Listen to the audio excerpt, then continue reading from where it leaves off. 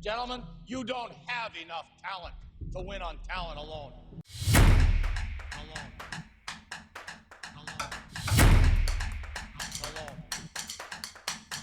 Hello and welcome to the Town of the Podcast brought to you by The Wheel. I am your host, Adam Hess, and with me, he will sing the national anthem in under 119 seconds. It's Mike Regan. Mike, how you doing today? Oh, just so good, Adam. You sound so really good. crisp. You sound really good right now. You Oh, sound, good. yeah, you sound like the first bite of a Crunch bar. You know? Oh, no, it's Yeah. Well, I also finally, after doing the first 2 years of this podcast with a condenser mic, I bought a dynamic mic, and I finally realized, hey, you don't have to be up here. Yeah. So, I still have the condenser mic, to be fair. Yeah. I'm still a condenser mic man. And To you're be just a fair. mic man. That's how this works. I'm just a mic man. I like I'm that a you mic man. I like when you rotate where you sit for these podcasts, and now you got the party room behind you. You've had the party room for the last few podcasts. I like this one. It's comfortable. This spot. Yeah. It's nice. It's got some depth in the frame. We both I hate when you see someone who let me see if I can do this real quick. Who their frame, I'm not gonna be able to do it. It's just like Yeah, a it's up wall against like the wall. this, Really close. just yeah. with a painting. I hate that. So I like that we both have a lot of depth in our frame and a lot of stuff going on in the background. No, I fucked up my framing. If I felt like going through the hassle when setting up for every podcast, I'd get a little green screen to do fun things in the background. But What fun things would you do? Wouldn't I have to do the fun things, or do you know how to chroma key? I mean, it's not hard. Yeah, I You know just how to do select that. the green and go. Fucking get out of here, green. yeah, you can do that in OBS, so my video would be right. Okay, I just thought that'd be fun to do, but then I was like, oh, you gotta set that green screen up every pod and then take it down at the end of every pod, just because I don't record. Usually, I don't record at my house. So Well, once we have the Talent Alone studio set up in, I'm going to say Yeah. Aberdeen, it'll be all green screens. Everything will be made out of green screen. All The walls, the desks, our assistant, all green screen. be good. Mike, following the news these days? You be keeping an eye out on the news these days. News. Is that a no? Yes, you have been watching the news. I said the news. Oh, you were asking me? Yeah. I mean, here and there, Yeah. I try to keep my finger on the pulse. There's two pretty mega wide receiver potential players leaving the NFC East right now, where A.J. Brown, as we know, already has his issues with the team. He thinks that football is all about book reading, and Jalen Hurts knows it's all about throwing interceptions in important times, and they really just can't connect anymore. Nick Sirianni is screaming on the sidelines. He doesn't even they don't even give him keys to the practice facility anymore, but he can still scream at A.J. Brown on the sidelines. Anyways, there's a lot of strife going on in Philadelphia, and it's looking more and more like A.J. Brown might be traded this offseason. In addition to that, there's a certain man in Dallas looking for a contract extension, a valuable part of their team. No, Mike, this isn't deja vu. It's a new player who once again is looking for a contract extension and is not getting any traction on it. That player, George Pickens. Could we see one or both of these players leave for new teams this offseason? Yeah, it was so weird because in my head I was like, I thought they got the Pickens extension done, but they didn't. No. Which was confusing to me. I think. I mean, the AJ Brown one is annoying because it's been this is year 2 of the whole AJ doesn't. There's problems between AJ and Philly. And then last year they downplayed it and they won the Super Bowl, so everybody was like, all right, fuck it, he's happy. Then this year it kept creeping up, and I feel like they've still relatively downplayed it, not to the same extreme extent, but yeah, there's definitely frustration there. I could definitely see the Eagles deciding to say, all right, let's trade Brown, right? Because his contract's not coming up. He's not going to be a free agent. No, I think he's got a relatively recent extension. I'm double Yeah. checking though while you talk. So I could see them saying, hey, let's make a draft day trade. We'll trade A.J. Brown, get some assets back. We feel confident in our defense and our run game to where if we have to go a year with Devontae Smith as the wide receiver 1, and then maybe some less experience behind him, we can still remain competitive with that. And I say Devontae Smith wide receiver 1 and I like that's a little like offensive to say it the way I did. Like Devontae Smith can cook. He's just not like he doesn't have the size of an AJ Brown. So, AJ Brown, 3 years left on his deal. They could cut him, and they would only accrue $31 million in dead cap. That's a lot of dead cap. Why'd you say That's a lot of dead cap. That's a lot of dead cap. George Pickens. It's just if Jerry Jones wants attention this bad, why doesn't he just start doing porn? Like, why is it that every year we have to go through this where Jerry Jones is like, I'm going to the bargaining table, I'm pressing a hard bargain there, and they'll come around. And then he has to pay Dak Prescott $78 million a year, or CeeDee Lamb $41 million a year, or trade Micah Parsons to the Green Bay Packers. Now, he's doing it again with Pickens, who's coming off a rookie deal. Pickens' contract was like $3 million a year. Right. And the weird part is that like Pickens played good enough to where he should be re-signed and get like a solid payday. And they just traded for him too, so it'd be weird to get 1 year and then not re-sign him. But on the flip side, they're so like still in cap hell. And so it becomes a question of like, can we find a way to make it work? They are currently $31 million over the cap. Yep. So yeah, and somehow that ranks him 29th in the league. So dear God. Who do you think's number one? Say that. I was gonna say it's probably the Bills somehow. It's probably the Bills, right? Somehow. So that's kind of where I want to get with this, right? Like I don't want to make us a fully Buffalo-centric podcast, which we unfortunately do between this and Baskey. Don't worry, the episodes of Baskey you aren't on is 98% Orlando Magic. But well, the good news is that if Brandon Beane and Terry Pegula end up running the team into the ground and they're not a playoff team anymore, you won't hear about him as much on this podcast. So. I somehow doubt that's true, but we'll find out. It's the Chiefs. They're last place behind the Vikings. Some would say they're first place in terms of how much money they've spent over the cap. Oh wait, that wasn't the right list, I don't think. Oh, were you just looking up teams in alphabetical order? All right, here we go. Yeah, this says the 29 NFL Cowboys franchises. 29th, and then it goes Vikings, Saints somehow, and the Chiefs at negative 57 million. Dear God. The Saints have like the most dead cap in the league, right? Yeah, they have. Let's see, where they have their dead cap number up here. They don't. I can click on them though. It'll tell me it. Yeah, it's not that. So I know how to use the internet. We don't need to talk about the Saints. We could do a whole cap shenanigans podcast during the offseason. You want to talk about Tyler Shuck, your new favorite quarterback? It's pronounced show. No, it's not. Stop gaslighting me because that's what I said for the longest time. Anyway, back to what you're saying. Back to what I was saying. Mike, you can have A.J. Brown on his current contract, or you have to sign Pickens to a new deal. Which one are you taking for the Buffalo Bills? You know, I really like Pickens, especially seeing what he did when CD was out in Dallas. He really cooked. And even when CD came back, he still played well. It was just like the last few weeks of the season he started to disappear. But those last few weeks bring me to like the red flag next to Pickens is that those last few weeks is when he started seeming a little more pissed off. And it was like, oh no, is this like Pittsburgh Pickens coming out? Is he going to start like trying to punch every corner that covers him? Which could be a concern. But I still think I really like Pickens. You might be able to negotiate a better deal than what AJ Brown's currently on, and you would have to give nothing up to get him. So my first option would be sign Pickens. It's going to be great when they franchise tag him and have to pay him the average of the top 5 salaries at the wide receiver position. Dude, after going from paying him $3 million a year. They literally can't afford to franchise tag him, right? They'll somehow how many salaries would they have to cut? They're $31 million Dak's deal again. Yeah. They're going to owe Dak's him deal, like Dak's deal was $150 million. signed to be restructured. Every year they kick more money back. It was, at the time, it was like, okay, yeah, they signed this so that in a few years they can add more void. Like, Dak's going to be getting paid through like 2045 on void years at this point, right? Mm-hmm. Listen, I was just talking about this in a group chat. Every salary cap needs to be a hard cap with no exceptions. No void years, no dead cap. Mm-hmm. Just, you have this much money to pay your team. End of conversation. Now, do they still face the same dead cap hit?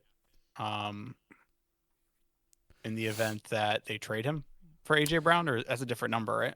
It's gonna be a different number. I don't know what that would be, but That is, yeah. it might even be the same number this year, but it'll be a lower number in future years, Gotcha. depending on when they trade him. Because NFL contracts often have like the league year as a jumping off point, and then June something, like usually June 3rd. I mean, if you think about it too, the Eagles could eat that cap in a sense because they got the Hurts deal done, they got the Saquon deal done. On defense, they got a lot of guys who are still on rookie deals.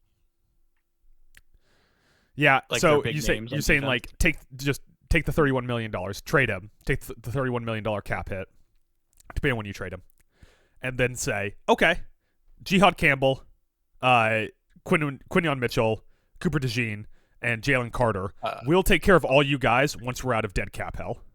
Yeah, because they're all still on their rookie deals. Yeah, they're all still on the rookie deals. Yeah, and Jalen Carter, he's in year 3. And he's a first round pick, so they can pick up his 5th-year option.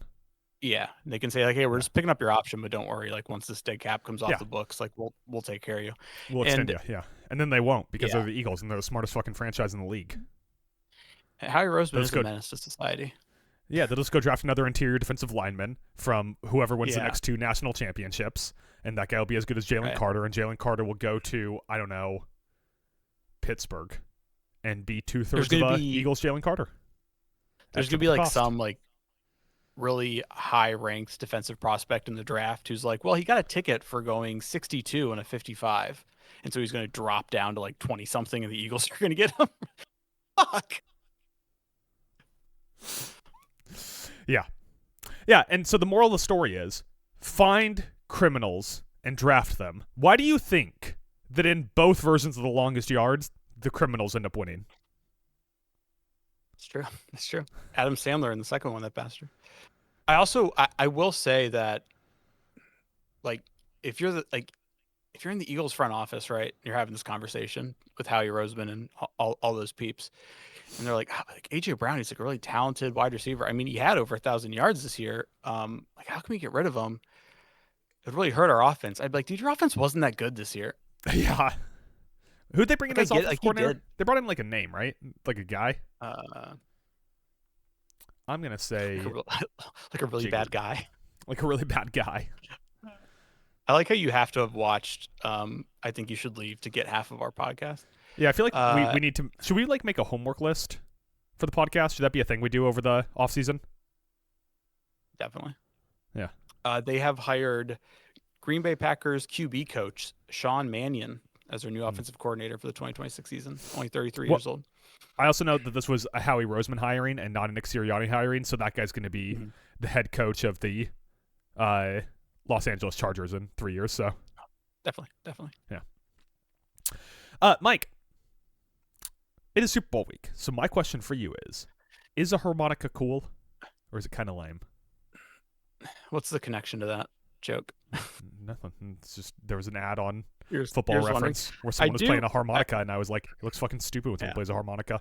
They're like holding their hands over their mouth like this, going. Right.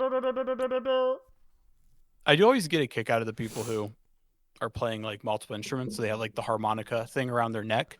Yeah. Because in one sense, like they look goofy as shit, but in the other sense, you're like, wow, that's impressive, playing multiple instruments. It makes me think the harmonica is incredibly easy to play, though. Right. Like, I understand that there are people that are smarter than me. There's people that are stronger than me. There are people that are faster than me, taller than me, right? Like, the human race exists inside of these bands, and I am not on the extreme of any of them. But even the most extreme on any of them in the human race, there's still a person. So even, like, the most musically talented, ambidextrous Dimitri Martin person you can think of isn't, like, that much more impressive than me. So the harmonica must not be that hard to play. I don't know. Kind of like the accordion, you know? Okay, name a second person who plays the accordion. Name 2 people who play the accordion. I mean, I'm not saying I know people play the accordion, but I'm just I'll saying, spot like, you Weird Al Yankovic. Can you name one other accordionist? I feel like you know what's funny is like Dimitri Martin seems like the kind of guy who would bust out an accordion. Yeah, he probably has like tape between his knees and accordions while he plays a guitar and harmonica and paints a painting and harmonicas and all that. Yeah. Yeah. Anyways, it's Super Bowl week, Mike. Mm-hmm. It's our last podcast before the Super Bowl. We'll be back live on YouTube the second the Super Bowl's over. I won't be there. Mike will be live.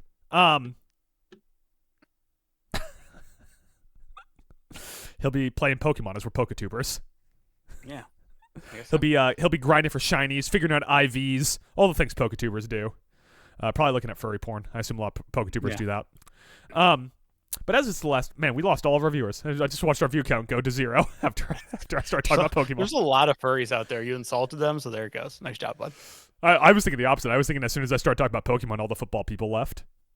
Oh, nerd culture has become so like normalized now. So there's a lot of crossover. Not all. I feel like we live in a bubble of it. I think that's part of the problem. We know a lot of nerds. We are nerds, so I feel like we're in a little bit of a bubble of it. But anyways, a thing that's not nerdy, Mike. We're here to talk about some Super Bowl props. We're here to give out our Super Bowl props. Mike, we did this last year. We did this the year before. We've done it for years and years and years, or maybe this is the first time we've ever done it. My memory's not great. But we're going to hand out... No, we're not going to hand out shit. We're going to do Super Bowl props. I said that we have to have one MVP, one touchdown scorer, one parlay, one non-player novelty prop, and 5 free spaces. Yeah, you know what's funny is you put one next to like those first 4 categories, and I have multiple written down for all. Is that reading comprehension, or you just went with like, I'm just gonna write stuff down? Well, I have like I'm only gonna officially pick one, but I have the other ones where I just like throw out and be like, I want to consider it, but this is my official pick. Okay.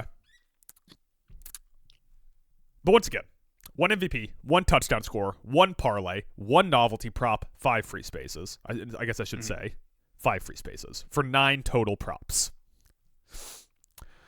9. With that, why don't we start off with the end of the game, Mike? Why don't we start off with MVP? You wanna rattle through your MVP thoughts here, and I'll give my pick afterwards. So I just got 2. I think Darnold's a favorite. I think Drake May's behind him, which is like, the 2 QBs, real surprising. That was sarcasm. People didn't pick it up. I went. So my pick is JSN because I keep glazing him week after week on this pod. I think the year he's having, he is the kind of wide receiver who could play so good that people would actually be like, I know the QB threw him all those yards, but I still got to give it to him because he's such a dude. Like, I think he can have such a high percentage of Darnold's yards and a couple tutties. They'll have to give it to him. So I'm going JSN. By yards and touchdowns, last year, JSN had the best season as a slot receiver since Cooper Kupp's Triple Crown. And this year, he had the best outside receiver season since Tyreek Hill's first season in Miami. Yeah. Like, in back-to-back years, he had the best slot receiver season of the 2020s, followed immediately by the best outside receiver of the 2020s. JSN might be on pace to be the best wide receiver of our generation. It makes like, did he crush it at slot receiver and then he went into like the locker room and he was like, that was too easy. Can I be like outside wide receiver 1 now and cook? And they're like, all right, let's give it a try. I just kind of imagine him like ethereally standing over John Schneider's shoulder going, trade DK. Oh, yeah, I know. That's what it was. Trade DK. Which is hilarious that they were like, like in previous years, we're like, JSM, you're gonna do a lot of slot work.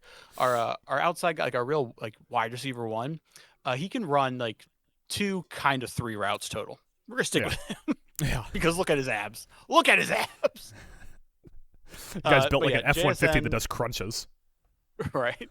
JSN at plus 550 is my official pick, but I did also jot down just for fun because we've been talking him up as like that like dark horse pick. Rashid Shaheed. Rashid the Shaheed. Best odds I found him. What did I say? I don't know. It sounded wrong in my head when you said it, so I just had to say it out loud again. I don't remember how you said it though. I may have said Rashid Shaheed, but that's what it is, right? Or is it Rashid Shaheed? It's Rashid Shaheed. That's why I think I actually said Rashid Shaheed. Sure. All right, it's getting worse now. Thanks a lot. Best odds I found him at was plus 4,500. So, like, even if he doesn't get the punt return or kickoff return tutty, like if he breaks off some like big ass return runs, and then they can like put up a little stat box to be like, oh, kick return yards, along with like some decent catches and yardages in the passing game, plus like a tutty. Like, it's not crazy, especially like if this game ends up being lower scoring than some expect it, but Shaheed does that, then he could easily win it. Yeah, and I expect Seattle to, or not Seattle. I expect New England to play a lot of man because Christian Gonzalez is. I don't know why this is always a thing when it happens, but Christian Gonzalez is one of the few cornerbacks who travels. Mhm. And JSN has had more trouble against lengthy cornerbacks, Emmanuel Forbes, for instance. But the important thing is, like, he's still JSN, so, like, it's like, JSN had some trouble. He only had 112 receptions, or 112 yards and 1 touchdown. So I think that there could be a situation where Gonzalez does give JSN enough trouble, and Shaheed's lined up against Carlton Davis, who just won't be able to stay in step with him all game. I mean, he's going to get tired. He's going to get toasted on a few of those. You get a few bomb touchdowns to Shaheed. Darnold has a few picks. Like, you can paint the narrative on how that actually happens, as opposed to, like, I don't know how anyone would make the Ken Walker MVP argument. He was up there, like, on the odds boards, but I just don't. Yeah, I'm looking at him at plus 800. I don't see how that happens. First off, Patriots defense, their strength is in their rush defense.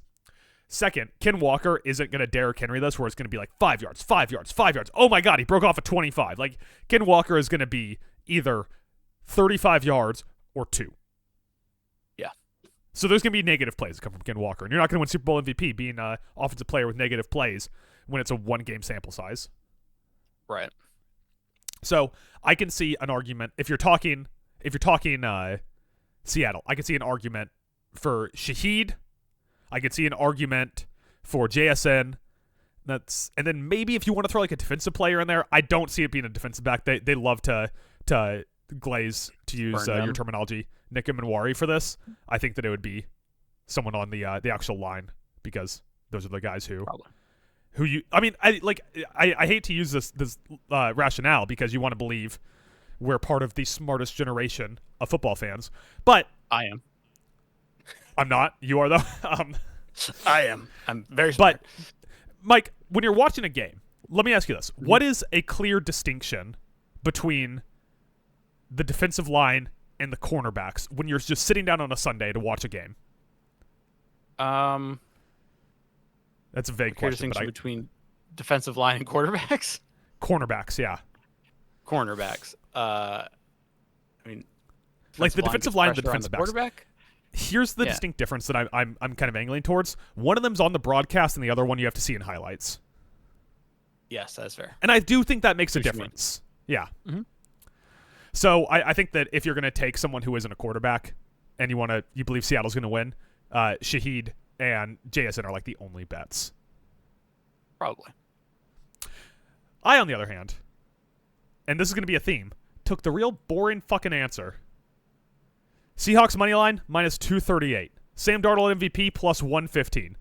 If the Seahawks win and Darnold doesn't have multiple turnovers, Darnold wins MVP. Guess what? Nick Foles won MVP. Darnold's better than Nick Foles. It's not out of the question that he can win that. It's just a better money line bet. Yes, he is better than Nick Foles. Come on. But is he better than Nick Foles in those like 6 games he played that year? Well, the last game Darnold played was better than any of those 6 games, but the game before that Darnold played. Yeah, but Darnold hasn't scored on the Philly special yet. He hasn't scored on the Philly Seattle special. They're gonna run the Seattle special, which is where they throw you the ball and instead you catch a fish and then you throw it to another guy who catches a fish. When you said Seattle special, that was the first joke that popped in my head. you got to go with the fish toss market, you know? Yeah. Mike, what is... Oh, did I say that? Darnold plus 115, that's my official pick. Did I say that? Yeah. Okay. Mm-hmm. What is your touchdown scorer bet? Now, this can be anytime, first, or last. And as Ricky Bobby says, if you ain't first, you're last. However, DraftKings disagrees. And if you bet last touchdown scorer and it's the second touchdown scorer, no matter how many times you email them gifts from Talladega Nights, they will not pay out your bet. It's true. So yeah, I went with I didn't anytime. And I went with Drake May at plus 285. Mobile, scrambles a lot. If Byron Murphy and Leonard Williams, I think they're going to be able to probably get pressure inside, Byron Murphy especially. That could chase May out of the pocket. It could also be a situation where they decide to use that against them a little bit in short yardage situations and goal to go situations. Plus, there's always the chance of it's the NFL in 2026. So if it's like you know, whatever in goal with 1 yard to go, they're just gonna sneak it. Even though New England's not a big Philly special team, but still Drake May has the size to do like a classic old school QB sneak. So Yeah, and I mean, you're also not going to love to hear this, but Drake May leads the league in rushing EPA generated from the quarterback position since he was drafted. Like he's ahead of Jane Daniels, he's ahead of Josh Allen. Like he leads the league in rushing EPA generated since he was drafted at quarterback. right. And So I have and like we saw the Broncos. Like the only offense they had was the Drake May run. Oh yeah, especially in that second half. Like Yeah. that's what sealed the game was the Drake May run. And he has scrambled 71 times this year, so he's not scared to take off. I mean, he had 591 yards on the ground himself, plus 5 touchdowns. So feel good in that. Plus 285, pretty solid. Yeah, I think that's a good bet. I took Rashid Shaheed, as you would call him. No, Took Rashid Shaheed at plus 350. That I don't love the number on that. I'll never love the number on touchdown score bets because, like, if you look at the projected or the implied odds of that, the percent's always like way lower than you think for how likely someone is to score a touchdown. My rationale on this though is that Shaheed can basically do it in 2 phases, and he's the only player that's really a threat for that in this game. Mm-hmm. Like Shaheed's a threat to score it on special teams and a threat to score it on offense. Yeah. So at plus 350, you're basically doubling your chance because if Shaheed scores it on a punt return, guess what? That still cashes for you. Yeah. And now another like fun thing to look at with some of these books is obviously they have like touchdown score and first touchdown score, but you can also scroll down a little bit and you can find first touchdown score for like each team. Okay. So like for example, like Jackson Smith and Jigba is his first touchdown score odds on this book are plus 550. But if you're like, oh, what if the Patriots score first? That would suck. You can go down there and get Jackson Smith and Jigba to be the first touchdown scorer just for the Seahawks at plus 320. That's not a bad way to hedge your bet a little bit. Hedge your bet, but give yourself like an out. Yeah, that way, when off the kick, I don't know, fucking who's the kickoff returner on the Patriots? Travion Henderson. No, I have to look at it. Returns it for a touchdown. Yeah. Sure. Another bet I was looking at for this while we're talking about touchdown scores is some books have defensive specific touchdown score, so you get anytime touchdown score and you can pick specific defensive players. Sorry, real quick. Their slot corner, Marcus Jones, has the most returns on the season. Interesting. Yeah, so he leads their defensive player odds in terms of score, obviously because he has the special teams snaps in there. But something I thought was interesting. The Ghost. It's interesting, the Ghost. The second player at plus 2,800 to score a touchdown for the Patriots defense. Big ass Chris Tonga. So here's Chris Tonga. Are the books thinking that we're gonna get? I don't know if you remember this, but the Patriots used to bring Mike Vrabel in as a passing target in the Super Bowl when he was a player.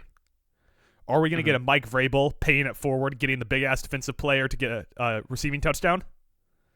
Are we going to get a Chris Tonga comes in as a fullback or 6 offensive linemen on a leak? Suddenly he's wide open, catches it, touchdown. Chris Tonga. That's one of those like weirder props you can do. Like I saw like an offensive lineman to score a touchdown. I know Tonga's not an offensive lineman, but like in a similar vein. If this was different teams, I'd be willing to bet that. I don't think either one of these teams is going to have an offensive lineman. I mean, like, imagine if they had Will Campbell run like a tight end leak and they threw the ball to him. It would hit him in the his hands aren't long enough, or his arms aren't long enough. He couldn't catch it. It's true. Yeah. Gray Zabel, same problem. Short little arms. Wouldn't be able to get to it. Just bounce right off their helmet like a T-Rex trying to pick up a berry. Any other touchdown scores that you want to mention, Mike? Oh, just that's that one I was pretty firm on. Like I love that one. I'm gonna go with the Drake May plus 285. You can also bet someone to score 4+ touchdowns. Who would you guess has the best odds to score 4+ touchdowns in the Super Bowl? I'm gonna say JSN or Ken Walker. I thought you were gonna say Chris Tonga. Ken Walker is correct. Okay. Now, would you care to guess the odds on Ken Walker III to score 4+ touchdowns? It's like what, plus like 10,000? 75-1. Oh, okay. That's it. 7,500. Yeah. 7,500 plus for him to score 4 touchdowns. For him to Do not score make that bet. 4 touchdowns. That's ridiculous. For those of you at home who are playing along, that means if you bet $100, you would win $7,500, which seems like a good amount of money. But that is 4 touchdowns. Right. The likelihood of him doing that is so absurd that those are terrible odds. There's one like novelty prop bet I jotted down for fun, but I was like, I feel like those odds should be crazier. So we'll get to that later. Let's save the parlay for the end. The end. I'm thinking we'll save the parlay for the end, and we'll save our novelty props for the end. Let's just go into our free space props here. Free space? Okay. Yeah. I'll start us off with this one, because mine kind of have like a thematic similarity to how I see this game going. Okay. But we'll start off with this. One of my favorite bets to go with is attempts. Rushing attempts, passing attempts. I like those bets because I think those are more predictive than yards. Like, yards feel more inconsistent than attempts to me. And you can get Sam Darnold under 29.5 passing attempts at -111. And once again, Mike, what the difference between the two of us? There's two wolves on this podcast. One of us wants to make money. The other one wants to win bets. Yeah. I'm the one who wants to win bets. Oh, is that what that is? Yeah. Yeah. So I'm probably gonna have a lot more bets where you're paying juice on them than Mike is. I'm gonna guess. That's because I'm smart better. I know where the money's at. So. Do you have a single bet on your board that is below +100? Mike knows ball. Yeah, I do. Okay, good to know.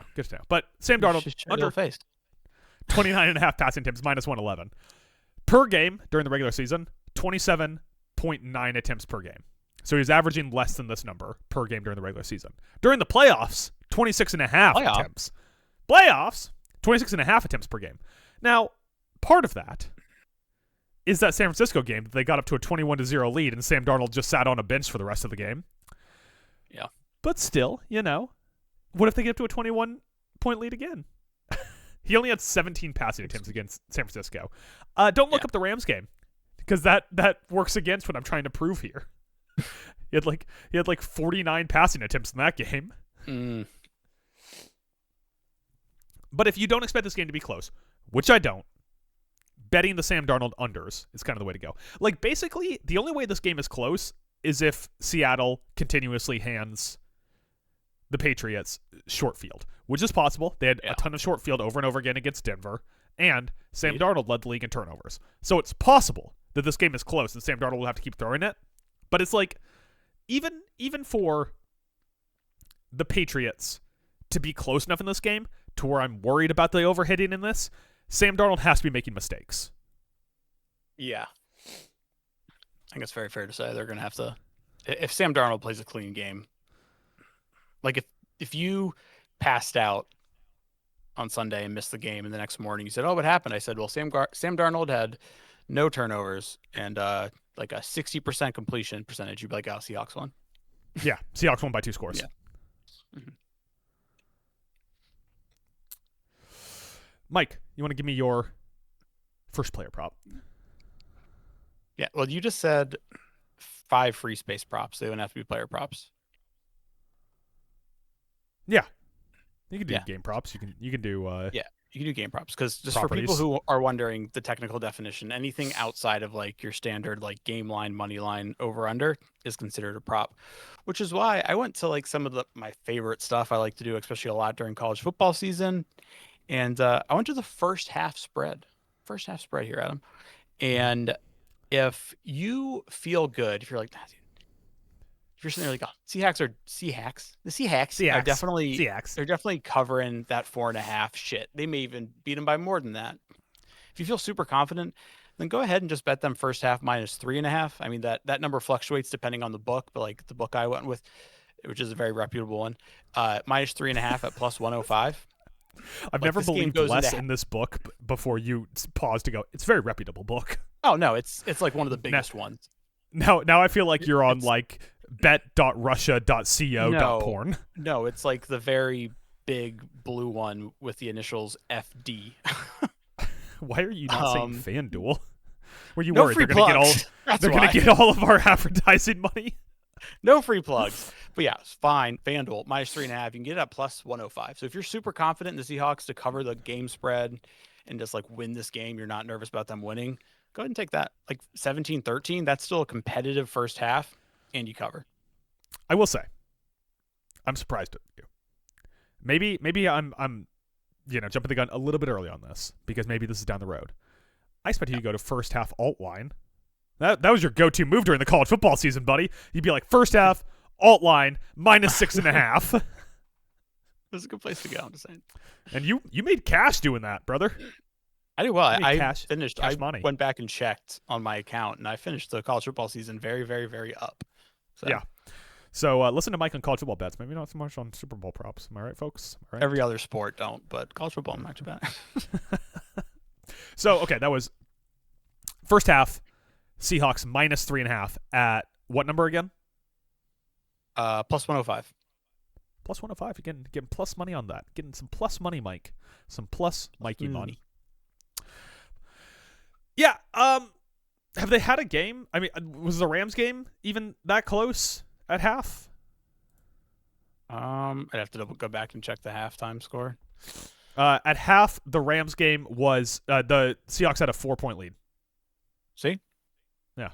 And I think the Rams were a better team, and it was the third time playing than the Patriots are. Now, the Patriots have had 2 weeks to prepare.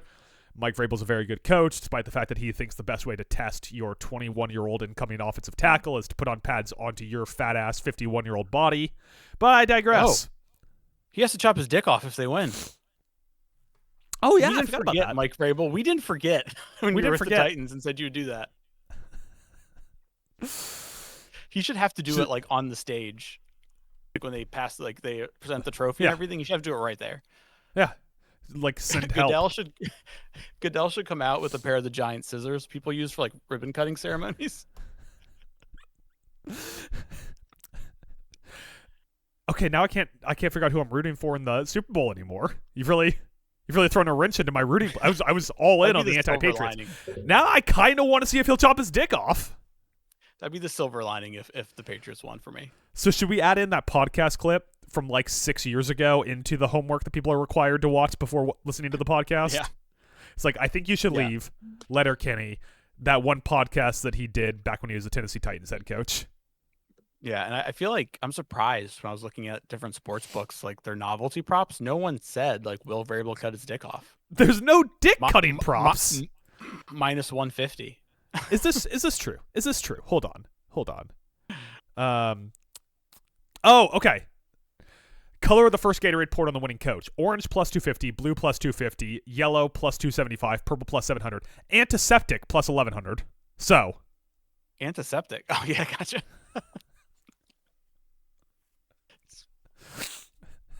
Anyways, it's my turn. Should I be giving a prop? Should we keep talking about Mike? Should we take not Mike? Should we keep talking about Mike Vrabel? Oh, I forgot for some reason. I thought his name was Frank Vrabel for a second. Should we keep talking about Mike Vrabel cutting his dick off, or move back to the player props? I guess we can move on to your next bet. Or move to the props, just the props, not the player props, just the props. Okay, this is my one ridiculous bet of the day. My one preposterous bet. My one absurd bet, Mike. Any player to break the Super Bowl rushing yards record, +8,000. What is that record? Do you know? Yes, it is 206 yards would break it. That would have been a wild bet. Like if you bet that and you were like, I don't know what the record is though, but it's gonna happen. Turns out it's 71 yards. I can't believe no one's broken it. It's from 1988. This number hasn't been broken since 1988. 1988. Great year. I'm trying to see if I can guess who won it. 1988. There's no fucking way that you're gonna guess this. Go for it. There's no fucking way. It's the 1987-88 season. Yeah, that's not. The Cowboys did not win a Super Bowl in 1988, right? No. Although you're in the right conference. I'm in the right conference. Yes. Are you bullshitting me? I actually am in the right conference. You're actually in the right conference. I'm in the right conference. Okay. For a second, I thought you were saying I was in the right division, and I was like, no, I wasn't. That doesn't. Okay. Right conference. Let's go with whoever the running back was for the San Francisco 49ers. You would be incorrect. Who is it? It was Timmy Smith of the Washington Redacteds. Washington won the Super Bowl in 88? Yeah, over the Denver Broncos. Oh, wow. I didn't know that. I just, if you say like Washington's last Super Bowl, I just think like, oh, when they beat the Bills. Yeah, was that 92? 91? 92. 92. It was the 91 season, 92 Super Bowl. I believe so. Because I'm pretty sure it either went Giants, Cowboys, Washington, Cowboys, or it may have actually went Giants, Washington, Cowboy, or Giants, Cowboy, Washington. One of those three. I can't quite remember right now. So 206 yards would break it. Ken Walker. You know what Ken Walker's career high is, Mike? 138. 167. I was so close. 167. Another 40 yards. Do you know?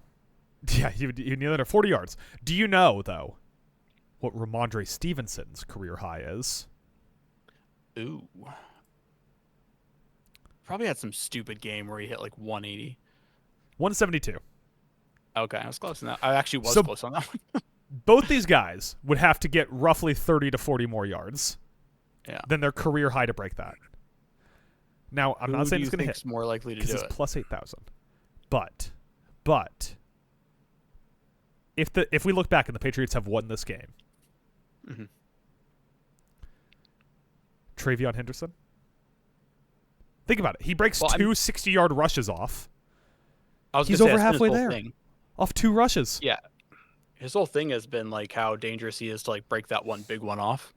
The question is, I feel like the concern there is I feel like I could see like a world where he like breaks off two like 40, 50 plus yard runs. But I just feel like still when you mix in the Ramondre, I can't speak today. Ramondre runs. I don't know if he would be able to do it. I don't know. But I'm curious. Ramondre Stevenson, think about it. Counters, outside runs. Because the Seahawks play with a leading? Neither one of us can speak. Leading light box rate. The way they play is that they get their outside guys. They get Dexter Lawrence, their big-ass defensive end, to cave in the outside. They push a tight end or a tackle into the field. They slow down the run. And then they're able to bring in support from their defensive backs, from their safeties, into the box to help with their run stopping. But that makes them very susceptible to counters. Travion Henderson gets a few counters, few outside runs, few pitches, reverses.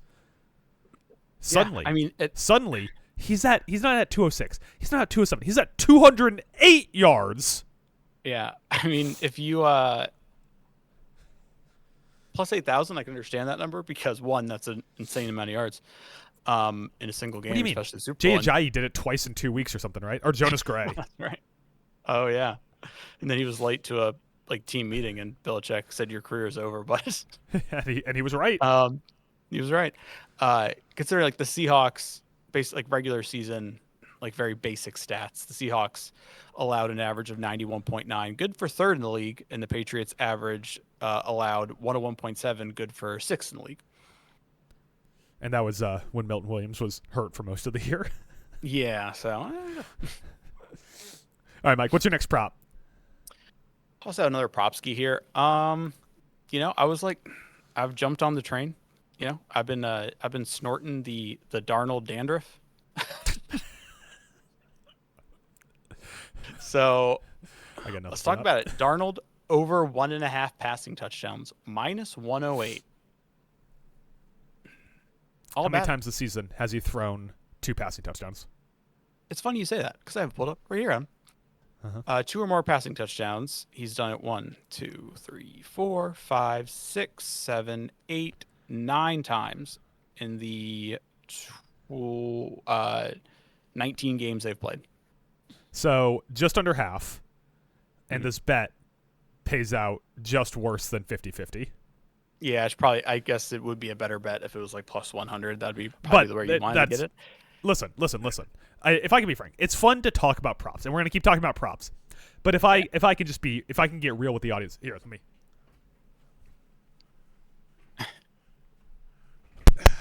If I can get real with the audience. Watch the video podcast if you want to know what just happened. Mm-hmm. If I can get real with the audience, the books are going to take their cut. They're going to take the juice. You're not going to get a fair shake on any of these bets. Yeah. So, Obviously. It's happening less than 50% of the time. That's all these bets. None of these bets are paying out at value commensurate with how often this is actually going to happen. The books are smarter than you. You're going to lose money. You're betting for fun. Just live with it. It makes the game more exciting. It should be a like an accoutrement, not a I'm gonna make rent with this. Mm-hmm. I banged my knee so fucking hard getting into that chair. I'm basically Drake May. I'm playing with an injured shoulder right now. I'm powering through. I'm Josh Allen. I'm gonna need off-season surgery on my knee after that. Literally, Josh Allen. Wow. Literally. Anyways, over 1.5 passing touchdowns. Mm-hmm. I think that this is a bet that it either cashes in the first half. Like, you are just sitting pretty, sweat-free. Yeah. Like, the Seattle comes out and just fucking mollywops the Patriots. And they're up 21-zip. They have, like, a 2-yard bubble screen to JSN from goal to go that goes in. And, like, a 61-yard Rashid Shaheed just dusts everyone. And you're just saying pretty. Or you are sweating this out until, like, the final fucking play of regulation. Like, there's no in between, right? Like, there's no way that he throws the second touchdown pass, like, 3 minutes into the third quarter and you go, well, hit that bet. Yeah, that's true. But that's what we want out of our bets, Mike. We want them to hurt. We want to feel alive for once. Mm-hmm. My next bet. Switch to the other side of the ball here, Mike. We don't have any defensive props we talked about yet. No one's mentioned a defensive prop. I'm looking left. I'm looking right. No one said anything about defense.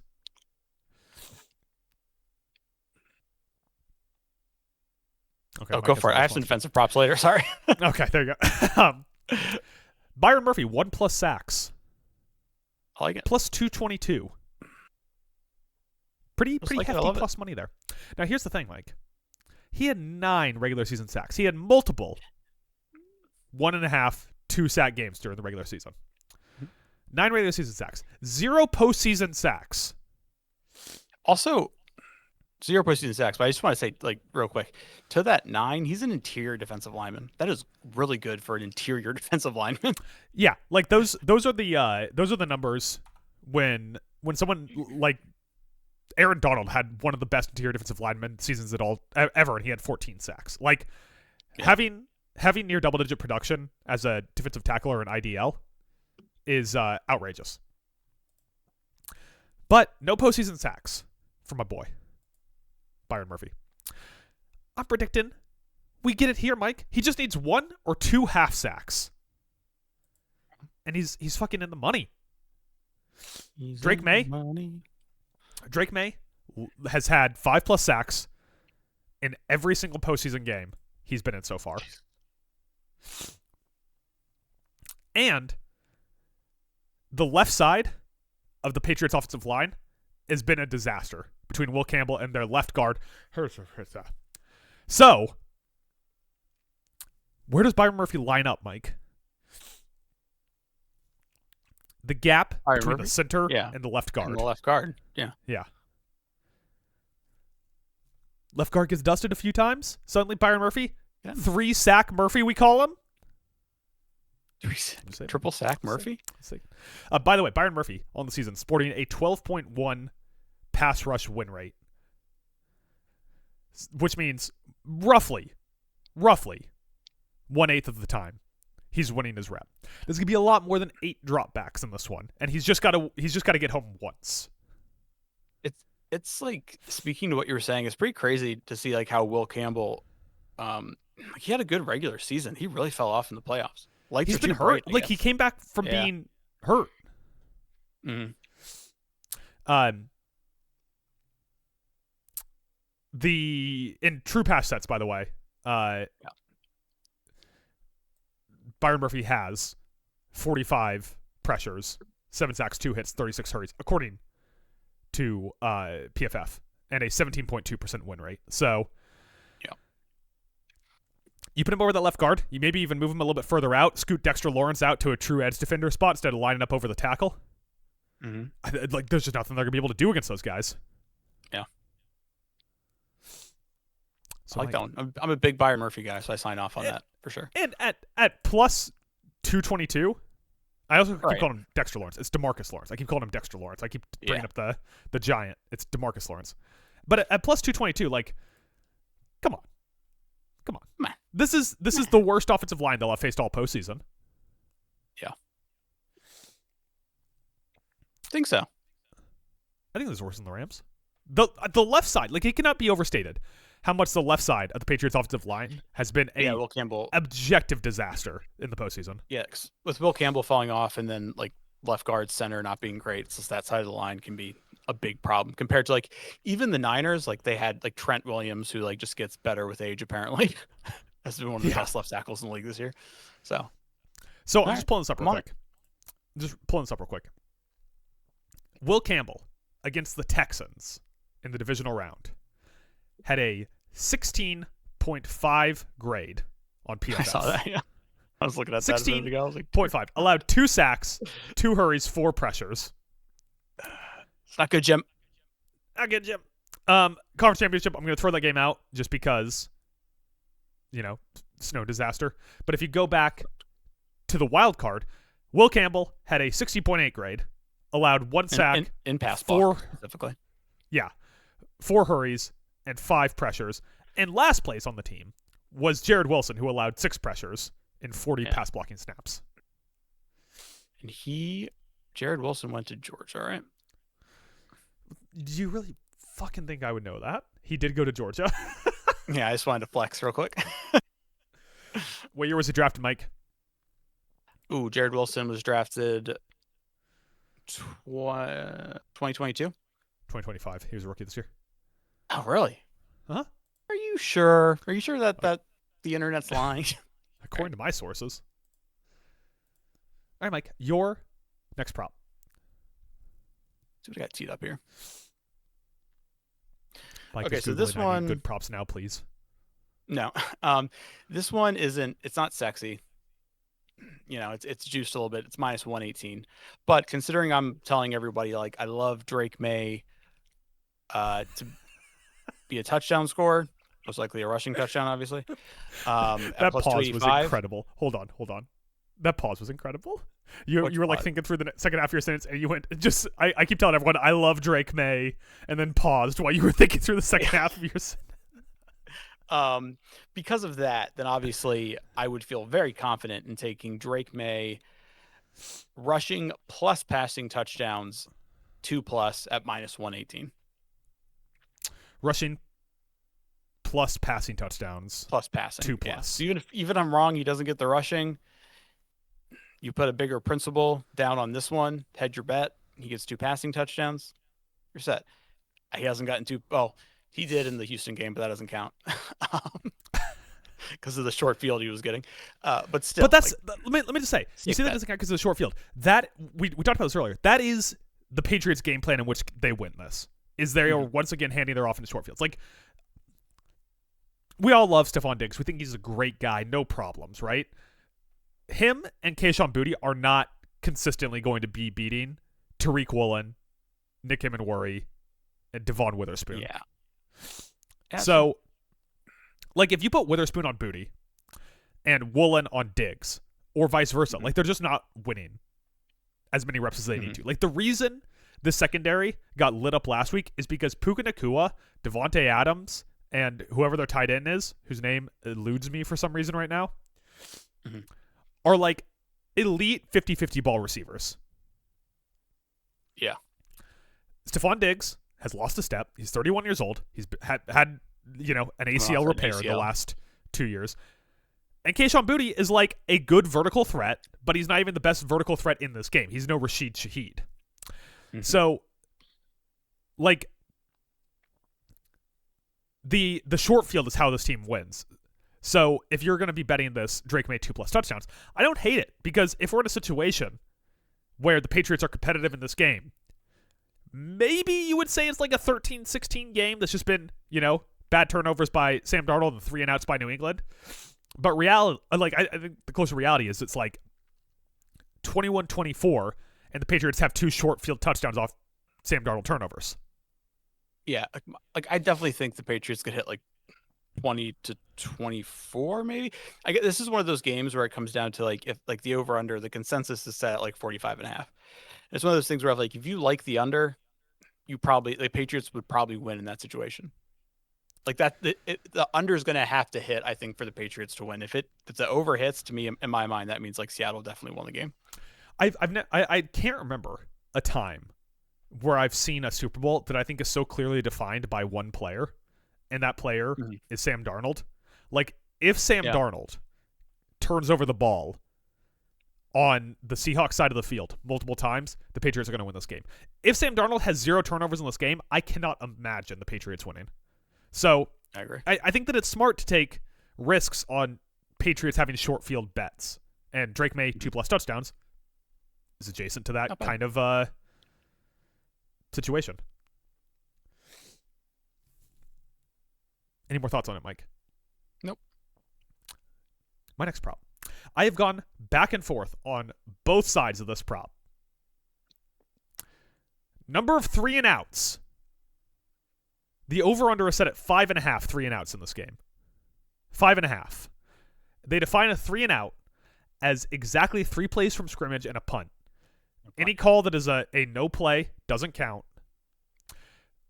If a team gets a first down off a penalty, it doesn't, like it's not a 3 and out. Even if they, on the first play of the game, throw a ball, get a pass interference, get a first down, and then have 3 more plays and punt, that does not count as a 3 and out. Yeah. Turnover on downs obviously does not count as a 3 and out.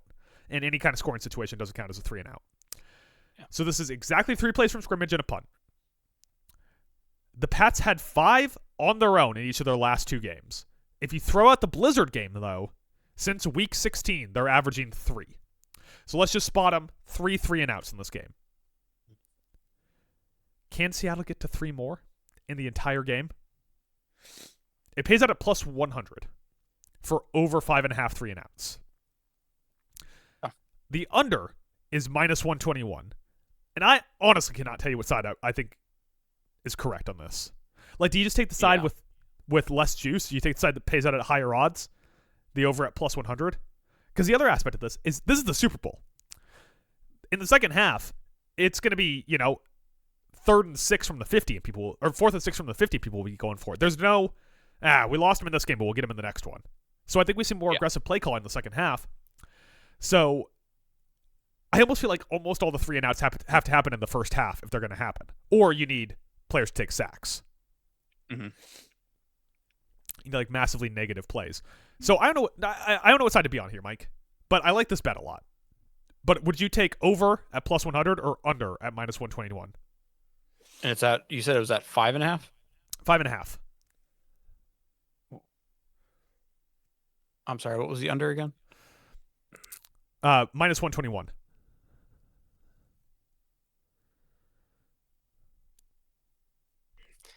I guess it comes down to like how you think the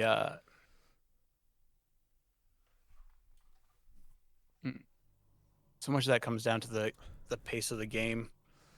And if there's like 6 sacks in this game, I could see it happening. Yeah. But like if there's no sacks, if they go in and they coach their quarterbacks like don't take negative plays, it's probably less likely. It's probably not going to hit because it's the Super Bowl. Or if it's a complete blowout one way, where one team is just going up and down the field and the other team keeps punting the ball, then it can hit as well. Yeah. Yeah, I know. It's a close one there. I think I would go with the over at plus 100. I just don't feel good about it. You know what? I'm scratching this one. I'm not taking it. I'm off this prop. I got an extra one written down. Yeah, I'm not doing it. It's too close. I cannot figure out what side to be on. Gotcha. Yeah, so instead I'm going to go with JSN under 6.5 receptions at plus 109. Yeah.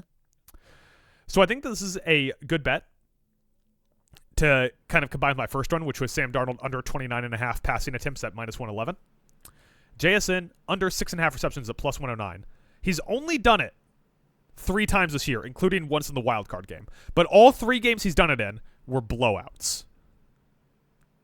Okay. So if you're continuing to follow my narrative that Seattle goes up big early and just steps on the brakes for as long as they physically can, slows the game down, doesn't give New England a chance to get back in this. Maybe JSN's just out there pass blocking for the second half. Maybe JSN ends up 4 receptions, 89 yards, 2 touchdowns, and then is just Cooper cupping it up, just being a guy out there, sealing the edge, keeping Carlton Davis out of the run game. And Seattle just runs out the clock on the second half. Yeah. I feel like if Seattle gets to like mid third quarter, they're up by a couple scores, they're going to get real slow and really start just milking that clock. Yeah, I guess I have nothing to add to that. I was trying to think if I had a take.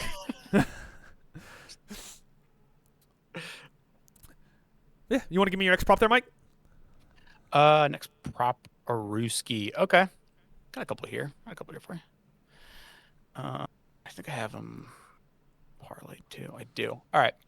So both these teams took a little bit of a look into it. Most of these teams, their rushing attempts, the direction they went most of the time was outside to the left. All right. Like JFK. Outside and to the left. Damn it.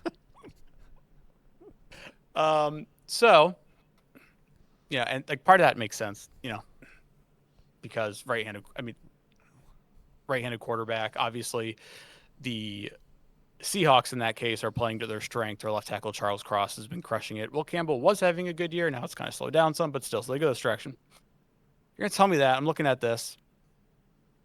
I was thinking about it, and I was like, oh, like the defensive ends on the right side of both these teams, like a little shaky, not crazy, but they both got some dudes at the slot corner position who can play, who can rack up some tackles. All right, Rackles. Run a lot to the left. Nick Emmanwori is going to come crashing downfield. So I got Sir Nicholas Emmanwori at 5+ tackles. This is not tackles plus assists. This is solo tackles, which is currently plus 128. And then if you want to get crazy, you go over to the Patriots slot corner, Marcus Jones. He is 3+ solo tackles at minus 106. Parlay those together, we get a little plus 320 on these slot corners to cook, making stops. Ooh, plus 320? Yeah, if you parlay those two. Ooh. Those Now, guys, keep in I mean, mind- they're big tacklers from the outside, so like we talked Marcus about this during the Jones, last pod. Yeah. Marcus Jones, I think, was top 3 or 4 for the Patriots in tackles, and then Nick Emmanwori, if I remember correctly, was like either second or third. So these dudes rack up the tackles. Or tacklers. Yeah, and Emmanwori is going to be probably a guy that starts out looking like he's playing in a too high shell and rotates down into the box on play action. Oh, yeah. But that also, He's an I mean, they're athlete. going to bring him on run support. They're going to bring him. He's probably going to be their guy that presses the Travion Henderson back inside on any kind of counters or pitches or anything like that. Yeah. Yeah. I like that. Yeah. I like that a lot. Because, I mean, Emmanwori is also, like you're saying, like the dude's extremely athletic, so he has the ability to change direction, change course, and come flying downfield. And also, like we're talking about this entirely in terms of their rush defense, but Emmanwori is going to be. I mean, both these guys are going to be in coverage against running backs and tight ends throughout the game. Yeah. Let's see here. I just wanted to double check. But yeah, so Nick Emmanwori was second on his team. And what I have him at? I took him at, was it 5+? Yeah, 5+ tackles. And he's done that 1, 2, 3, 4, 5, 6, 7, 8, 9 times this year. Is that regular season and playoffs or just regular season?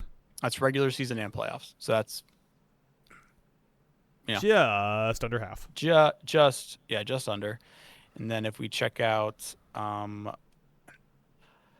Marcus Jones, who was 4th in the Patriots on tackle, to give more context, who I had at 3+ tackles, he's done that.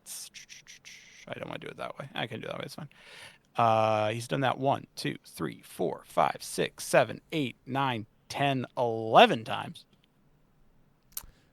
Regular season and playoffs. Which makes both. Yeah, so that's over half, obviously. Over Are you half, sure he which hasn't is done just probably 11 why- times in the playoffs? Yeah, no. which is why the 3+ for him is -106, which is why it's juiced a little bit. But if you want to get wild and go 4+, you can get +240 on those odds too. That's also not bad. I mean, -106 for something he's done Right. 11 times this season. I like that. I like that bet a lot, Mike. I like that. My last free space prop before we finish up with our other proptions. You like that? It's like prop options, but proptions. Anyways, my last one, Mike. Drake May over 6.5 rushing attempts. Now this does pay out -139, but he's gone over on this 50% of the time. Yeah, and I think I think that if I had to project how Seattle's going to game plan this, they're going to be fine with the dink and dunk plays. That I think the Patriots offense is going to come out and try to run it initially. They just don't want to give up the big home run hits, which is how an underdog wins. Mm-hmm. So I can see a lot of situations where they're not spying with a QB. They didn't use a QB spy very often early in the season against Jaden Daniels. They didn't use a QB spy very often against Kyler Murray. I can see this where, once again, they don't use a body on a QB spy. They shut down all the receiver options. And Drake May is just running it a few times for the game. So it's 6.5 total attempts. On top of that, if somehow the Patriots win and they have the ball at the end of the game, kneel downs count as rushing attempts. Yes. So you kind of have a double security blanket here, and like look at what the narrative has been about Drake May in these playoffs. He's been turnover prone in the passing game, but has been incredibly successful scrambling and running the ball on his own. Mm-hmm. On top of that, I get that he's throwing with this hurt shoulder. Come on, man, that shoulder could be falling off his body. He's playing in this game. Oh, for sure. Yeah. So, especially if I'm Seattle, go ahead. I would say, it's not serious, because if it was serious, like, for example, like Spillane isn't on a lot of betting boards for defensive props. Yeah. Drake May is. If it was like super questionable, oh my God, he may actually not play, he wouldn't be listed on all these prop bets already. Yeah. And so if I'm Seattle, I'm going to say, this guy's shoulder's a little hurt. There's no chance of them winning this game if he's not playing at like his 99th percentile outcome as a quarterback. Yeah, let him run. Fucking pop him a few times. Nick him and worry coming down from the strong safety spot from the box. Yeah. Drake May takes off. Honestly, like, I don't want to be the bounty gate guy, but if I'm Mike McDonald, I'm pulling him and worry aside. I'm like, hey, it's fine if we take a 15-yard penalty. It's all right. Yeah. Yeah, it's all right. Hit him late, once or twice. I'm not saying try to hurt the guy. I'm saying try to put the fear of God. Put the fear of God in him if I'm Mike McDonald. You end that man. So I say all that to say, I think I can see a situation where not only is Seattle okay with Drake May running it, of all the options between Drake May passing it, the Patriots run game being a consistent part of the offense, or Drake May scrambling, I think if I'm Seattle, I'll take Drake May scrambling. And I think they've shown that early on in the year with Jaden Daniels and Kyler Murray. Yeah, they had a couple games where they let the guy scramble, pick up some yards. Yeah, like I said, against Jaden Daniels, they did not spy the quarterback. And Jaden Daniels dusts people who do spy him because he just has that lateral quickness. And he doesn't even need his elbows. So that helps cut down on weight. So maybe there's an argument there. They're very different kinds of runners. But like Seattle, you got 11 guys on the field. How are you going to use those resources? I could see a world in which they're not using them as a quarterback spy, as a quarterback stopper. If Drake May wants to scramble, Drake May could scramble. Mm-hmm. So over 6.5 rushing attempts for Drake May, -139. That's my final prop, Mike. On it. I got one left. What's your one left? So I throw a receiver prop in here. I kind of name dropped him. Mac Hollins. It's the Super Bowl, man. I mean, Mac Hollins had over 600 yards this year, which isn't bad considering what they were probably hoping to get out of. But also, it's a Super Bowl, dude. Playoff Super Bowl, weird guys emerge to be heroes. And that Mac Hollins is a weird guy. All right? He's a weird wear guy. Shoes a lot. He's a weird guy. So I'm looking at a few things you can get with him. One, you could just take his over in yardage, over 24.5 yards at -110. Not a bad bet. That's like one reception for Mac Hollins. Right. Because he does have some like lethality. That's not the word I was going to use, but I got tripped up. As a deep threat, he his last 3 games he played. So he missed the first 2 rounds of the playoffs because he was hurt. He Yeah. came back last week, only had 2 catches, but they were for 51 yards. Prior to that, week 15 against Buffalo, 4 catches, 41 yards. Week 16 against Baltimore, 7 catches, 69 yards. All right. You could do that. You could also get a little spicy with it. All right. Get a little spicy. And you could say, actually, I'm going to bump that up to 30 plus yards, a little alt line, and that's plus 124. But one I really like here, Matt Collins, over 2.5 receptions at plus 124. Damn. All right, I know he only had 2 last week, but prior to that, he was cooking. He's done it a handful of times throughout the season. I don't see why not. Yeah. Also, like, if you assume that it's gonna be a lot of Josh Jobe on him, or maybe like Woolen, but Witherspoon's probably not gonna be on him a ton based off where Matt Collins lines up. No.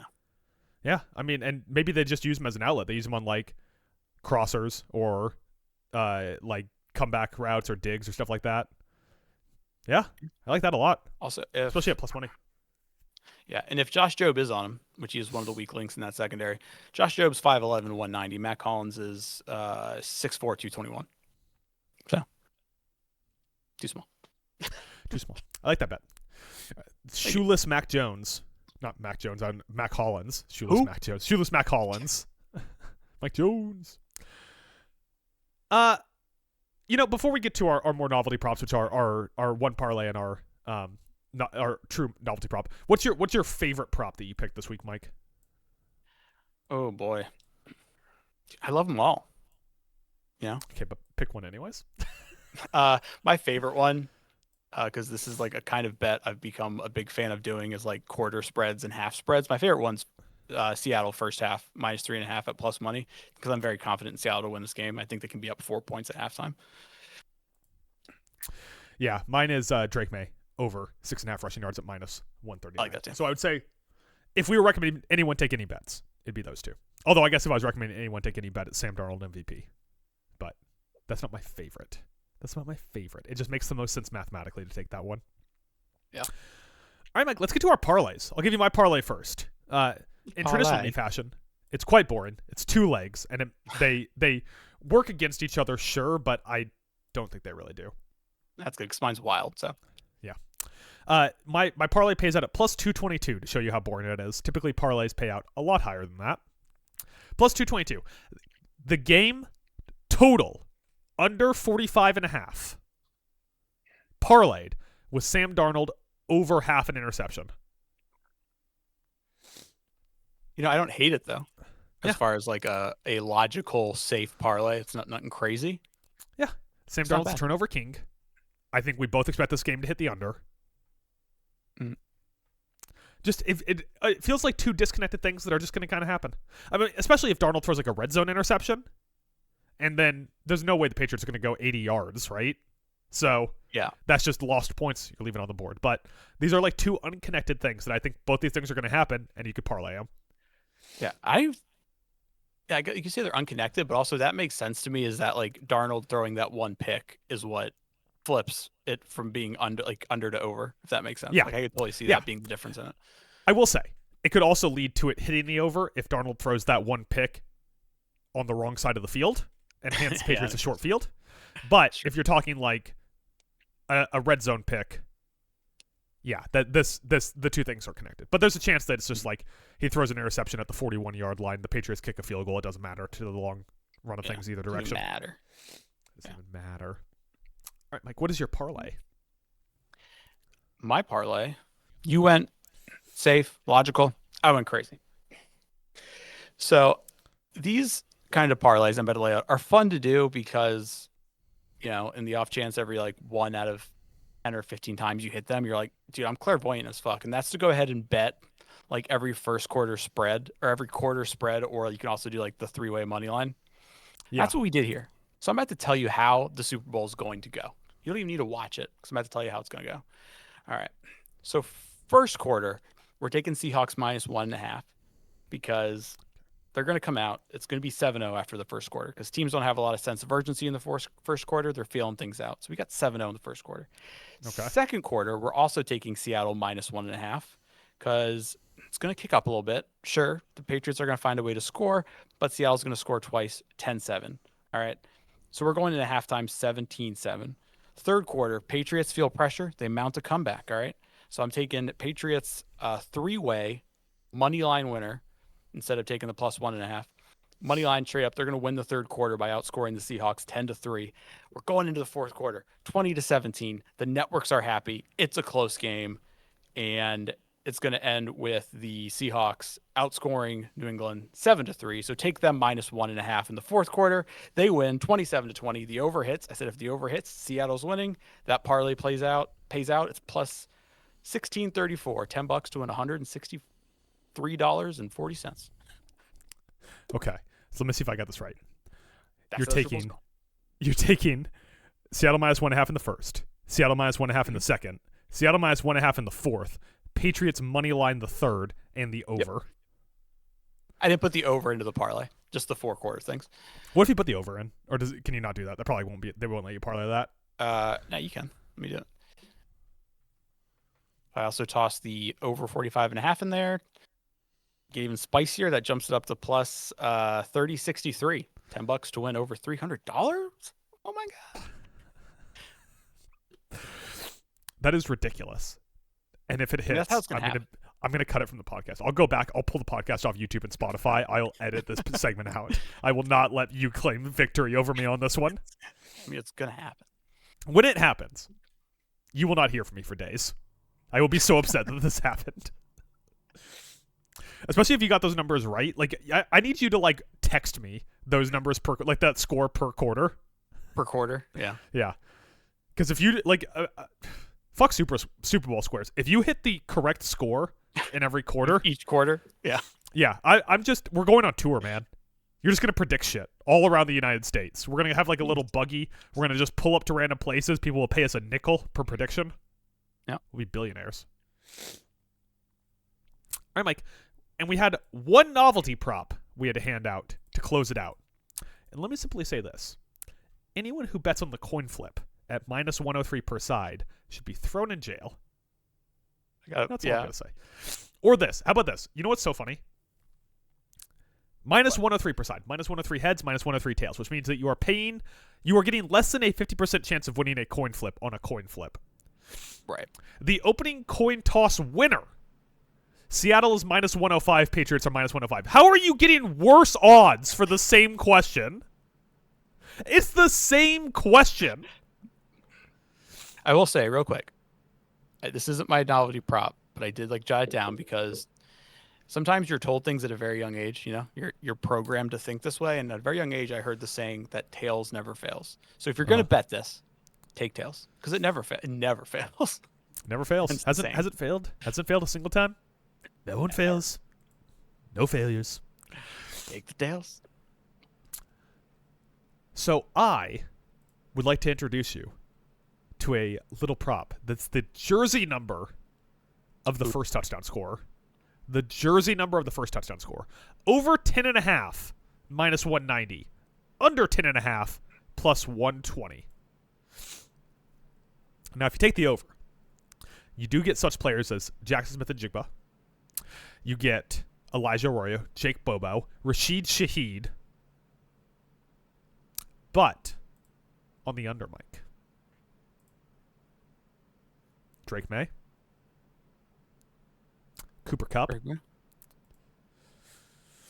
I think those are really the only two options. Kayshon Boutte, Stephon Diggs. I hadn't scrolled far enough down on the Patriots tab. I'm going with the jersey number of the first touchdown score under 10.5 at +120. Drake May QB sneak touchdown. Yeah. Stephon Diggs, Kayshon Boutte. If you think the Patriots are going to score the first touchdown, you're basically only screwed if it's one of the running backs. Yeah. That's pretty good. It's better than betting the fucking coin toss. It is. It's a lot more fun too. Yeah. Like you bet the coin toss jersey right number, off the bat. Done. Especially because, if you see someone catch it in the back of the end zone and you didn't see who it was and you just saw the flash of a 0, you're like, was that 10? Did 10? What number was that? Was it 20? Fuck, it was 20. Start grabbing someone by the collar you're watching the Super Bowl with. What number was it? I have a bad amount of money on this. All right, Mike, what is your novelty prop?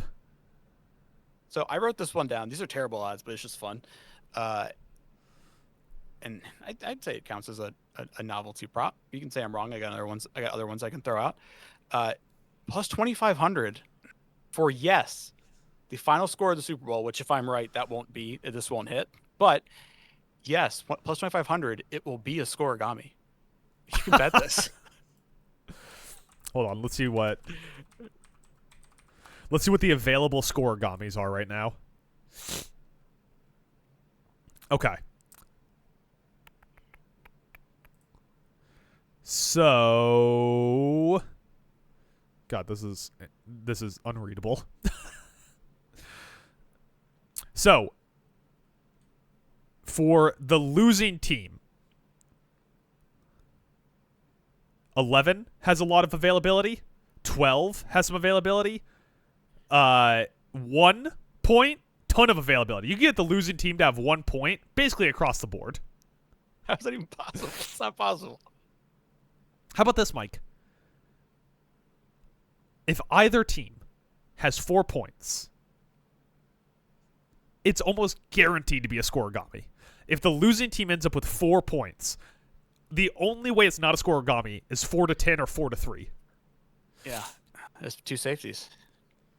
5 obviously is a lot, but let's talk realistic here, Mike. Let's talk realistic, okay? Okay. I'm going to give you a few scores here that have a realistic shot of happening that would be a scoregami. Are you ready? Yeah. 14-8 has never happened. Be very low scoring, but I could see that. 14-8, a little low scoring for you. How about 27-8? I could definitely see that. Yeah. Like, one team's belt to ass, the other one just goes for 2 late in the game because they need to have any chance. I definitely can see that. Yeah. What if Seattle gets up, like 3 touchdowns and a field goal? They're up 24-0 at half. Patriots come out their first drive of the second half, score a touchdown. Guess what? To make it a 3-possession game, you got to go for 2, and they get it, and that's the last score of the game. Bingo. So there you go. Final score prediction: 27-8, Seattle Seahawks. I do like that. That's a lot of fun because then you can just have the scoregami website open the whole time. Yeah. Can I throw out another one that I just saw? When the score is like whatever 6-6, you could be yelling, "God damn it! For me to win this, I need this to get up to 46 points." Yeah. I threw this one out because I just saw it. It's interesting. Who will the MVP thank first in his speech? So obviously God/religious figure. Like they say /religious figure. Like they would be like, I just want to thank Moses, parting that sea for me. I want to thank Zechariah. Yeah. But I guess Jesus Christ, that'd be the reason. Anyway, that's obviously minus 230, right? Which is understanding. But next up, teammates at plus 210. Mm-hmm. That's very possible. Like Drake may definitely be like, oh, glory to God, I'm so happy. But I feel like Darnold, because he's been like outcasted at times, and teams have like bet on him. If he won MVP, he'd be like, yeah, this guy thanked my team, man. Couldn't have done it without him. Totally. What are the odds? Plus 210. What are the odds on family? Because I have a pitch for you. That's next up. That's third. It's plus 1260. Plus 1260. Here's my pitch for you. A non-quarterback wins. Mm-hmm. An older player, a Cooper Kupp type player. Oh yeah, thanks. Once you got kids, you're saying the kids first. Stephon Diggs. If Stephon Diggs wins Super Bowl MVP, the guy's got like 17 kids. He's definitely going kids first if he knows he has kids. But he's definitely going kids first. Yeah, I can see that. Or you get a player that can go a little KD, and you can just be like, I think my mom just drive me to football practice every day and just giving me so much to make this happen. I can see that too. Family's not bad. See, I think that there's a bet here based off of how old you think the winning players could be. Like I agree with you. Sam Darnold is thinking his team because he's older, right? Yeah. He's been through the ringer. I don't think that he's like, God's got my back anymore. I think he's like, yeah, I believe in God. But, those years at Carolina, I really could have used a little bit more God support. Yeah, he's been through enough shit to know God's not playing a factor in his football career. But is the devil on there? Oh, he got his religious figure. So if someone goes, if Sam Darnold wins, it goes, I just want to let you know, I made a deal with the devil, want to thank the devil. The devil got me here. The devil's the reason I won the Super Bowl. Peace out. Minus 230. Satan's a religious figure. There you go. Also, they have a up here. You can also bet. This is the last one I'll mention because it's funny. They have to make a special guest appearance during the Super Bowl halftime show. I guess this does make sense now because Bad Bunny's done stuff with WWE. But you could get Booker T at plus 850, or you could get Rey Mysterio at plus 1600.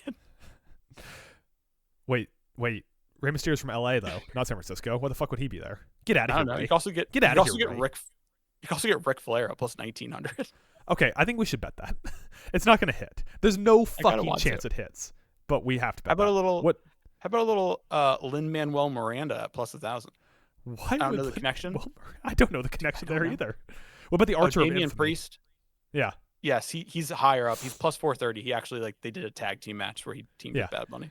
I say we put aside some money, Mike. I say we put someone Ric Flair, we put someone Damian Priest, and we put a whole boatload of cash on Lin-Manuel Miranda. Yeah. Do you want to know who has because him even being mentioned there makes me feel like we're missing something. Yeah. The shortest odds at minus 250 is Cardi B.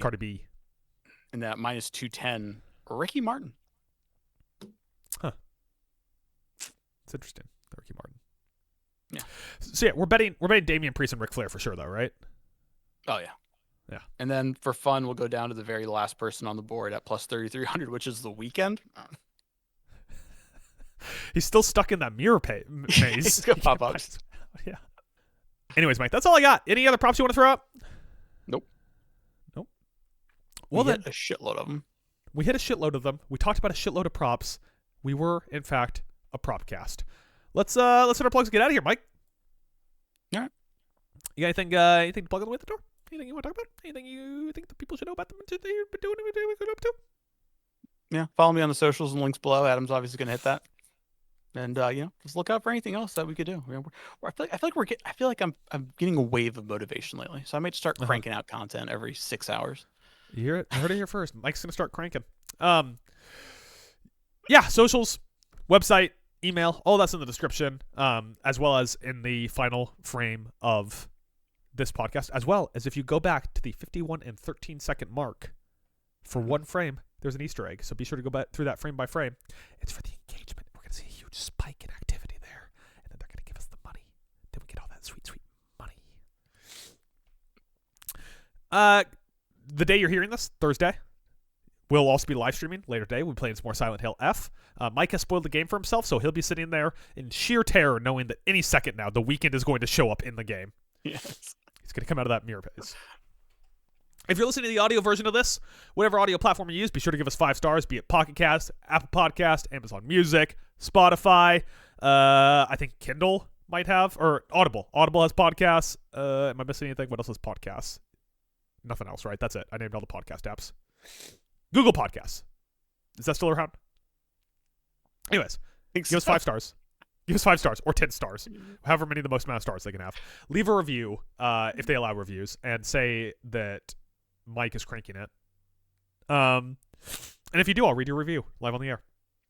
Be sure to subscribe to our PokeTuber channel at Talent Alone Podcast, where we post all of our podcasts. We post all of our shorts. We post all of our live streams. Everything we do that's on video, it gets posted there. And enjoy the Super Bowl. Enjoy the Super Bowl, folks. We'll be back with another podcast on Friday talking about hockey, but most of all, we'll be back on Tuesday to recap the Super Bowl before we turn our eye towards draft season and towards not having to do 4,000 podcasts a week. With that, Mike, would you like to give a to appear in the halftime show with Bad Bunny shout out on the way out the door? All right, sure. Shout out to Jesus. I'm trying to think of a good one. Shout out to Jesus. Shout out to no, he's on the list, plus 1,200. Shout out to the Mr. A minor himself, Drake.